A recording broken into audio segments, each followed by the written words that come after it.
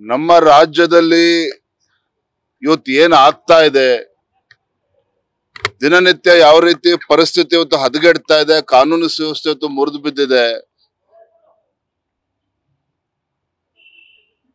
ಯಾಕೆ ಕಾಂಗ್ರೆಸ್ ಸರ್ಕಾರಕ್ಕೆ ಅಂತ ದುರ್ಬುದ್ಧಿ ಬಂದಿದೆ ಇವತ್ತು? ಹಿಂದೂಗಳು ಏನು ಅನ್ಯಾಯ ಮಾಡಿದ್ದಾರೆ ಕಾಂಗ್ರೆಸ್ ಸರ್ಕಾರಕ್ಕೆ? ಇವತ್ತು ರಾಜ್ಯದ ಜನ, ಅಸಂಖ್ಯಾತ ಹಿಂದೂ ಕಾರ್ಯಕರ್ತರು ಮಾನ್ಯ ಮುಖ್ಯಮಂತ್ರಿಗಳನ್ನು ಇವತ್ತು ಪ್ರಶ್ನೆ ಮಾಡ್ತಾ ಇದ್ದಾರೆ. ಬಹುಶಃ ನನಗನ್ನಿಸ್ತದೆ ಎಲ್ಲೋ ಒಂದ್ ಕಡೆ ಮುಖ್ಯಮಂತ್ರಿಗಳ ಸುತ್ತ ಇಂಥ ಅಯೋಗ್ಯರನ್ನೇ ಇಟ್ಕೊಂಡಿದ್ದಾರೆ ಅಂತ ಕಾಣ್ತದೆ.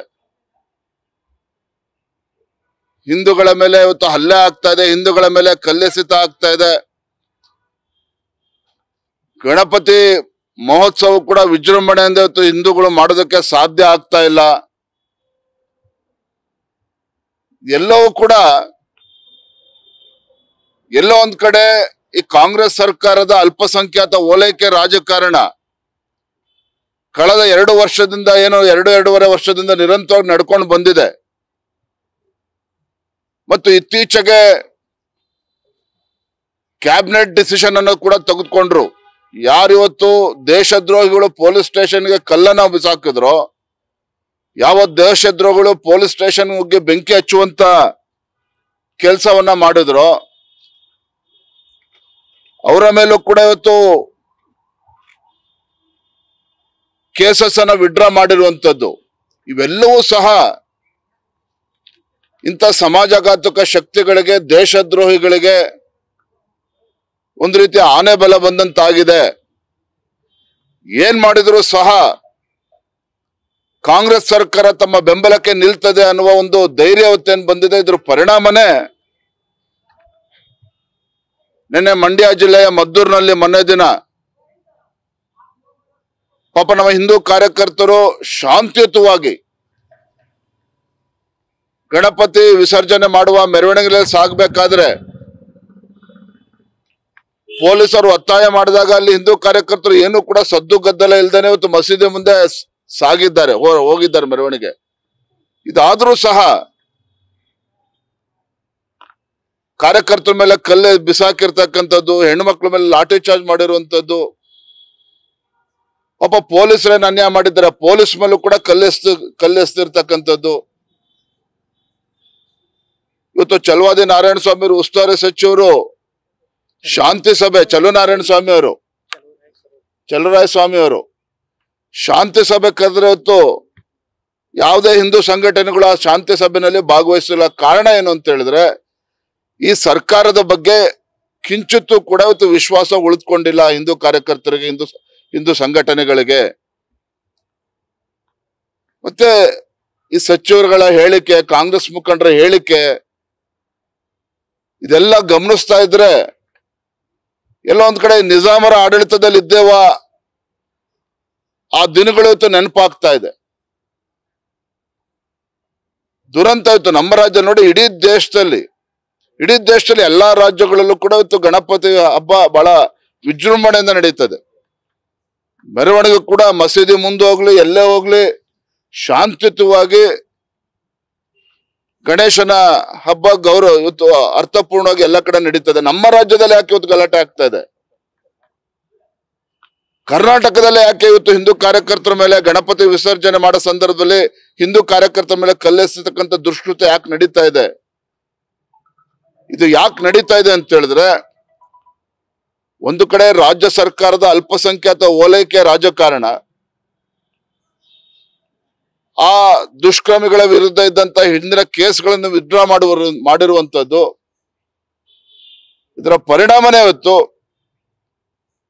ಇವೆಲ್ಲ ಘಟನಾವಳಿಗಳು ನಡೀತಾ ಇದೆ. ನೋಡಿ, ನನ್ನ ಮದ್ದೂರಿನಲ್ಲಿ ಅಷ್ಟು ದೊಡ್ಡ ಸಂಖ್ಯೆಯಲ್ಲಿ ಮಹಿಳೆಯರು ಕೂಡ ಇದ್ರು ಕೂಡ ಒಬ್ಬ ಮಹಿಳಾ ಪೇದೆ ಯಾರು ಕೂಡ ಇರಲಿಲ್ಲ ಅಲ್ಲಿ ರಕ್ಷಣೆಗೆ, ಒಬ್ರು ಕೂಡ ಇರಲಿಲ್ಲ.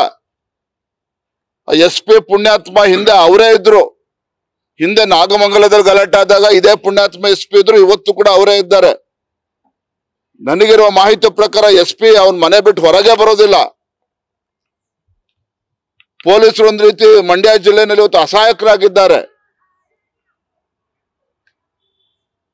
ಇದರ ಪರಿಣಾಮ ಪೊಲೀಸರ ಮೇಲೂ ಕೂಡ ಹಲ್ಲೆ ಆಗಿರುವಂತದ್ದು. ಇವತ್ತು ಸಚಿವರುಗಳು ಹೇಳ್ತಾರೆ ಸಣ್ಣ ಪುಟ್ಟ ಘಟನೆ ಅಂತ ಹೇಳ್ತಾರೆ. ಇನ್ನು ಏನಾಗ್ಬೇಕಾಗಾದ್ರೆ? ನಿನ್ನೆ ಭದ್ರಾವತಿನಲ್ಲಿ ಪಾಕಿಸ್ತಾನ್ ಜಿಂದಾಬಾದ್ ಘೋಷಣೆ ಕೂಗಿದ್ದಾರೆ. ಧೈರ್ಯ ಎಷ್ಟು ಇವರಿಗೆ? ತಾಕತ್ತಿದ್ರೆ ಅವ್ರನ್ನ ಒಳಗೆ ಹಾಕ್ಬೇಕಾಗಿತ್ತು, ಅದನ್ನ ಇನ್ನೂ ಕೂಡ ಮಾಡಿಲ್ಲ. ಆದ್ರೆ ಪೊಲೀಸರು ಕೊಟ್ಟಂತ ದೂರಿನ ಮೇಲೆ ಹಿಂದೂ ಕಾರ್ಯಕರ್ತನ ಇವತ್ತು ಅವರ ವಿರುದ್ಧ ಇವತ್ತು FIR ದಾಖಲು ಮಾಡಿರುವಂತದ್ದು. ಅಂದ್ರೆ ನಮ್ಮ ರಾಜ್ಯದಲ್ಲಿ ಇವತ್ತು ಹಿಂದೂಗಳು ಶಾಂತಿ ಪ್ರಿಯರು. ಇವತ್ತು ಗಣೇಶನ ಹಬ್ಬ ಅಂತ ಹೇಳಿದ್ರೆ ರಾಜ್ಯದ ಎಲ್ಲಾ ಜಿಲ್ಲೆ, ಎಲ್ಲಾ ತಾಲೂಕುಗಳಲ್ಲೂ ಕೂಡ, ಎಲ್ಲಾ ಗ್ರಾಮೀಣ ಭಾಗದಲ್ಲೂ ಸಹ ಬಹಳ ಶ್ರದ್ಧೆಯಿಂದ ಇವತ್ತು ಗಣಪತಿ ಹಬ್ಬವನ್ನ ಆಚರಣೆ ಮಾಡ್ತಾರೆ. ಯುವಕರು ಉತ್ಸಾಹದಲ್ಲಿ ಮೆರವಣಿಗೆಯಲ್ಲಿ ಭಾಗವಹಿಸ್ತಾರೆ. ಮಸೀದಿ ಮುಂದೆ ಮೆರವಣಿಗೆ ಹೋಗ್ಬಾರ್ದು, ಯಾವ ಕಾಲದಲ್ಲಿ ಇದೀನೋ ಹಾಗಾದ್ರೆ? ಅಂದ್ರೆ ಎಲ್ಲೋ ಒಂದ್ ಕಡೆ ರಾಜ್ಯ ಸರ್ಕಾರದ ಕುಮ್ಮಕ್ಕಿನಿಂದನೇ ಇವತ್ತು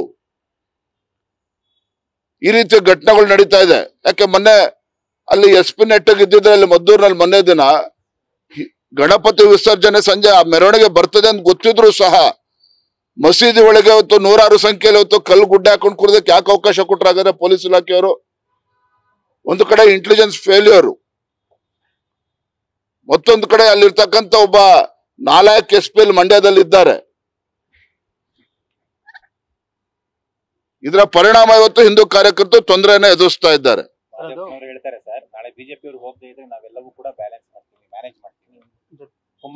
ನೋಡ್ರಿ, ಮಹದೇವಪ್ಪನವರು ಇದೆಲ್ಲ ಹೇಳೋದು ಬದಿಗಿಟ್ಟು ಮೊನ್ನೆ ದಿನ ಮದ್ದೂರಿನಲ್ಲಿ ಗಣೇಶನ ವಿಸರ್ಜನೆ ನಡೀತದೆ, ಸಾವಿರಾರು ಸಂಖ್ಯೆಯಲ್ಲಿ ಹಿಂದೂ ಕಾರ್ಯಕರ್ತರು ಆ ಮೆರವಣಿಗೆಯಲ್ಲಿ ಹೋಗ್ತಾರೆ ಅಂತ ಹೇಳಿ ಮಾಹಿತಿ ಇರ್ಲಿಲ್ವಾ? ಹಾಗಾದ್ರೆ ಯಾಕೆ ಪೊಲೀಸ್ ವರಿಷ್ಠಾಧಿಕಾರಿಗಳಲ್ಲಿ ಇರ್ಲಿಲ್ಲ?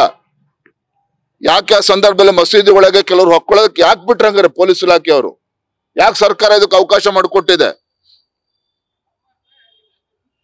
ಮಾಡಿರದ ಮಣ್ತಿನ ಕೆಲಸ ಬಿಜೆಪಿ ಮೇಲೆ ದೂರ್ತೀರ. ಹಾಗಾದ್ರೆ ಇವರ ವೈಫಲ್ಯವನ್ನ ನಮ್ಮ ಮೇಲೆ ಹಾಕ್ತಕ್ಕಂಥ ಕೆಲಸವನ್ನ ಮಾಡ್ತೀರ ನೀವು. ಇವತ್ತು ಚಾಮುಂಡಿ ಬೆಟ್ಟಕ್ಕೆ ಅಲ್ಲಿ ಹಿಂದೂ ಸಂಘಟನೆ ಕರೆ ಕೊಟ್ಟಂತ ಸಂದರ್ಭ ಅಲ್ಲೂ ಕೂಡ ಕಾರ್ಯಕರ್ತರು ತಡೆಯುವಂತ ಕೆಲಸವನ್ನು ಕೂಡ ಮಾಡಿದ್ರು. ಅಂದ್ರೆ ಎಲ್ಲೋ ಒಂದ್ ಕಡೆ ಕಾಂಗ್ರೆಸ್ ಸರ್ಕಾರಕ್ಕೆ, ಸಿದ್ದರಾಮಯ್ಯ ಸರ್ಕಾರಕ್ಕೆ ಹಿಂದೂಗಳು ಕಂಡ್ರೆ ಆಗೋದಿಲ್ಲ. ನನಗೆ ಬರ್ತಾ ಇರ್ತಕ್ಕಂಥ ಮಾಹಿತಿ ಪ್ರಕಾರ ಒಬ್ಬ ಪೊಲೀಸ್ PSI ಯಾರೋ ಒಬ್ಬ ಗಣಪತಿ ಮೆರವಣಿಗೆನಲ್ಲಿ ಕೇಸರಿ ಶಾಲ್ ಹಾಕೊಂಡು ಡ್ಯಾನ್ಸ್ ಮಾಡಿದ್ರು ಅಂತೇಳಿ ಅವನನ್ನು ಕೂಡ ಸಸ್ಪೆಂಡ್ ಮಾಡ್ತಾರೆ ಅಂತೇಳಿ ಸುದ್ದಿ ಬರ್ತಾ ಇದೆ. ಏನ್ ಪಾಕಿಸ್ತಾನದಲ್ಲಿ ಇದೀವ ನಾವು? ನಾನು ರಾಜ್ಯದ ಮುಖ್ಯಮಂತ್ರಿಗಳಿಗೆ, ಗೃಹ ಸಚಿವರಿಗೆ ಎಚ್ಚರಿಕೆ ಕೊಡೋದಕ್ಕೆ ಇಚ್ಛೆ ಪಡ್ತೇನೆ.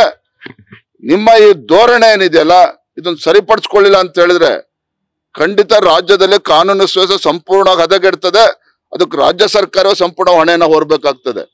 ಭದ್ರಾವತಿಯಲ್ಲಿ ಪಾಕಿಸ್ತಾನ ಜಿಂದಾಬಾದ್ ಅಂತ ಕೂಗೋದು, ಆದ್ರೆ ಅಲ್ಲಿನ ಶಾಸಕರು ಹೇಳ್ತಿದ್ರೆ ನಾನು ಮುಂದಿನ ಜನ್ಮ ಇದ್ರೆ ನಾನು ಮುಸ್ಲಿಂ ಆಗ್ಬಿಟ್ಟು ಈದ್ ಮಿಲಾದ್ ಸಂದರ್ಭದಲ್ಲಿ ಆ ಭಾಷಣ ಮಾಡಿದ್ದಾರೆ.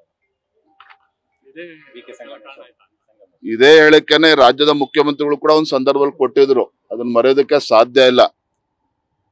ಹಾಗಾಗಿನೇ ಇವತ್ತು ಹೇಳ್ತಾ ಇದ್ದಾಗ ರಾಜ್ಯದಲ್ಲಿ ಒಂದ್ ರೀತಿ ತುಗ್ಲಕ್ ದರ್ಬಾರ್, ಇದು ಒಂಥರ ನಿಜಾಮರ ಆಡಳಿತ ನೆನ್ಪು ಮಾಡ್ಕೊಡ್ತಾ ಇದ್ದಾರೆ ಇವರು.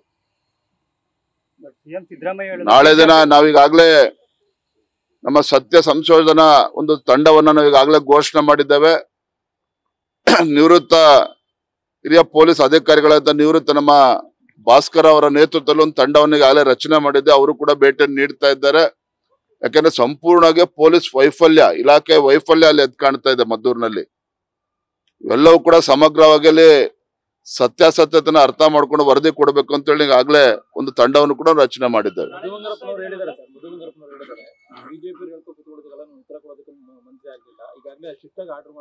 ಆ ಪುಣ್ಯಾತ್ಮನ್ಗೆ ಯಾರು ಕೇಳಿದಾರ್ರಿ? ಇರೋ ಇಲಾಖೆ ನೆಟ್ಟು ನೋಡ್ಕೊಳ್ಳಿರಿ. ಇರೊಬ್ಬರ ಸರ್ಕಾರಿ ಶಾಲೆ ಎಲ್ಲ ಮುಚ್ಚ ಹೋಗ್ತಾರೆ, ಅವನೇನು ಇದ್ರ ಬಗ್ಗೆ ಮಾತನಾಡೋದು? ಸಿಎಂ ಸಿದ್ದರಾಮಯ್ಯ ಹೇಳ್ತಾ ಇದ್ದಾರೆ ಸರ್, ಬಿಜೆಪಿ ಅವರೇ ನೆಮ್ಮದಿ ಕೆಡಿಸ್ತಕ್ಕಂಥದ್ದು ಕರ್ನಾಟಕದಲ್ಲಿ. ಮೈಸೂರಲ್ಲಿ ಇವತ್ತು RSS ಅವ್ರನ್ನ ಬೇರೆ ಬೇರೆ ಕಡೆಯಿಂದ ಎಲ್ಲ ಕರ್ಕೊಂಡ್ ಬಂದಿದ್ರು, ಆದ್ರೆ ನಮ್ಮ ಪೊಲೀಸ್ನವ್ರು ಬಿಟ್ಟಿಲ್ಲ ಅಂತ. ಇವ್ರು ಯಾರು ಅದನ್ನ ತಡೆಯೋದಕ್ಕೆ?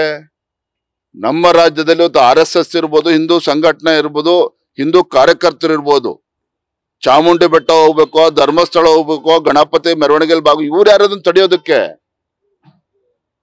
ತಾಕತ್ತಿದ್ರೆ ಯಾರು ಇವತ್ತು ಪಾಕಿಸ್ತಾನ್ ಜಿಂದಾಬಾದ್ ಅಂತ ಅವ್ರನ್ನ ಒಳಗ ಹಾಕ್ಲಿ, ಅದನ್ನ ಮಾಡೋದಕ್ಕೆ ಇವ್ರು ಯೋಗ್ಯತೆ ಇಲ್ಲ ಸರ್ಕಾರಕ್ಕೆ.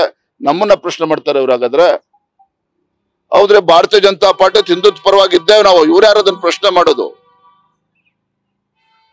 ಸರ್ಕಾರ ನಡೆಸ್ತಾ ಇದ್ದಾರೆ, ಇವ್ರ ಯೋಗ್ಯತೆ ಸರಿಯಾದ ರೀತಿ ಕಾನೂನು ಸುವ್ಯವಸ್ಥೆ ಕಾಪಾಡಬೇಕು, ಹಿಂದೂಗಳ ರಕ್ಷಣೆ ಮಾಡ್ಬೇಕಾಗಿರ್ತಕ್ಕಂಥದ್ದು ಇದು. ಹಾಗಾದ್ರೆ ಘೋಷಣೆ ಮಾಡ್ಲಿ ಮುಖ್ಯಮಂತ್ರಿಗಳು ಸಿದ್ದರಾಮಯ್ಯನವರು. ಹಾಗಾದ್ರೆ ಕರ್ನಾಟಕ ರಾಜ್ಯದಲ್ಲಿ ನಮ್ಮ ಸರ್ಕಾರ ಹಿಂದೂಗಳ ಪರವಾಗಿಲ್ಲ, ಹಿಂದೂಗಳು ಅವ್ರು ಸ್ವಯಂ ರಕ್ಷಣೆ ಮಾಡ್ಕೋಬೇಕು ಘೋಷಣೆ ಮಾಡ್ಲಿ. ಹಾಗಾದ್ರೆ ಮುಖ್ಯಮಂತ್ರಿಗಳು ಇವರಿಂದ ನಾವು ಅರ್ಥ ಮಾಡ್ಕೋಬೇಕಾಗಾದ್ರೆ ಪರೋಕ್ಷವಾಗಿ ಮಾಡ್ತಾ ಇದ್ದಾರೆ ಸರ್. ಸೆಪ್ಟೆಂಬರ್ 5ನೇ ತಾರೀಕು ಈದ್ ಮಿಲಾದ್ ಕಾರ್ಯಕ್ರಮ ಅರಮನೆ ಮೈದಾನದಲ್ಲಿ ಜೈ ಮುಸಲ್ಮಾನ್ ಅಂತ ಹೇಳಿದ್ದಾರೆ, ಜೊತೆಗೆ ಪ್ರವಾದಿ ಮೊಹಮ್ಮದ್ ಶಾಂತಿಯುತ ಅವನು ಅಂತ ಹೇಳಿದ್ದಾರೆ. ಅಲ್ಲಿಗೆ ಹಿಂದೂಗಳೆಲ್ಲ ಶಾಂತಿ ದೂತರಲ್ಲ ಅಂತ. ವಿನಾಶಕಾಲೇ ವಿಪರೀತ ಬುದ್ಧಿ. ಯಾಕಂದ್ರೆ ನಾನು ಆಗ್ಲೇ ಹೇಳಿದ್ನಲ್ಲ, ಈ ಮುಖ್ಯಮಂತ್ರಿಗಳು ಸುತ್ತ ಈ ರೀತಿ ಪಟಭದ್ರ ಇತ ದುಷ್ಟ ಶಕ್ತಿಗಳು ಇವ್ರ ಹಿಂದೆ ಸುತ್ತುವರೆದಿದ್ದಾರೆ. ಮುಖ್ಯಮಂತ್ರಿಗಳು ಸುತ್ತಾನೆ ಅವರ ಸುತ್ತಮುತ್ತ ಇರ್ತಕ್ಕಂಥ ಮಂತ್ರಿಗಳ ಹೇಳಿಕೆ ಈ ರೀತಿ ನಡ್ಕೊಳ್ತಾ ಇರೋದು ನೋಡಿದ್ರೆ ಖಂಡಿತ ಹಿಂದೂ ಕಾರ್ಯಕರ್ತರು ಅನಿವಾರ್ಯವಾಗಿ ಬೀದಿಗಿಳಿತಕ್ಕಂಥ ಪರಿಸ್ಥಿತಿಗೆ ಆಗ್ಲೇ ನಿರ್ಮಾಣ ಆಗಿದೆ. ಅದಕ್ಕೆ ಮುಖ್ಯಮಂತ್ರಿ ಹೊಣೆಯನ್ನು ಹೊರಬೇಕಾಗ್ತದೆ. ನಾಳೆ ದಿನ ನಾನು, ವಿರೋಧ ಪಕ್ಷದ ನಾಯಕರು ಆರ್ ಅಶೋಕ್ ಅವರು, ಚಲವಾದಿ ನಾರಾಯಣ ಸ್ವಾಮಿ ಅವರು, ಇತರ ಎಲ್ಲ ನಮ್ಮ ಪಕ್ಷದ ಮುಖಂಡರು, ಡಾಕ್ಟರ್ ಅಶ್ವಥ್ ನಾರಾಯಣ, ಎಲ್ಲ ನಮ್ಮ ಪಕ್ಷದ ಮುಖಂಡರು ನಾಳೆ ದಿನ ಬೆಳಗ್ಗೆನೆ 10:10ವರೆಗೆ ನಾವು ಮದ್ದೂರಿಗೆ ಭೇಟಿಯನ್ನು ಕೊಡ್ತಾ ಇದ್ದೇವೆ. ಬಹುಶಃ ಇವತ್ತೇ ಹೋಗ್ಬೇಕಾಗಿತ್ತು, ಅದರ ಬಂದ್ ಕಾರಣಕ್ಕಾಗಿ ನಾಳೆಗೆ ಅದನ್ನ ನಾವು ಮುಂದೂಡಿದ್ದೇವೆ. ನಾಳೆ ಅಲ್ಲಿ ಸಭೆನೂ ಕೂಡ ಇದೆ, ಮೆರವಣಿಗೆಯಲ್ಲೂ ಕೂಡ ನಾವು ಭಾಗವಹಿಸ್ತೇವೆ. ಸಾಮೂಹಿಕ ಗಣೇಶ ವಿಸರ್ಜನೆಯಲ್ಲೂ ಕೂಡ ನಾವು ಭಾಗವಹಿಸ್ತೇವೆ. ಧರ್ಮಸ್ಥಳ ವಿಚಾರದಲ್ಲಿ ಯಾಕೋ ಕೇಂದ್ರ ಸರ್ಕಾರಕ್ಕೆ ಎಣ್ಣೆ ಕೊಡಕ್ ಮನಸ್ಸಿಲ್ಲ. ಅದು ಈಗ ಬೇಡ, ಇವತ್ತು ಗಣಪತಿ ನೋಡೋಣ, ಅದ್ರ ಬಗ್ಗೆ ಮುಂದೆ ಚರ್ಚೆ ಮಾಡ್ತಾ ಇದ್ದೇವೆ. Thank you. ನ್ಯೂಸ್ ಫಸ್ಟ್, ನಿರ್ಭೀತಿಯಿಂದ ನಿಮ್ಮ ಪರವಾಗಿ.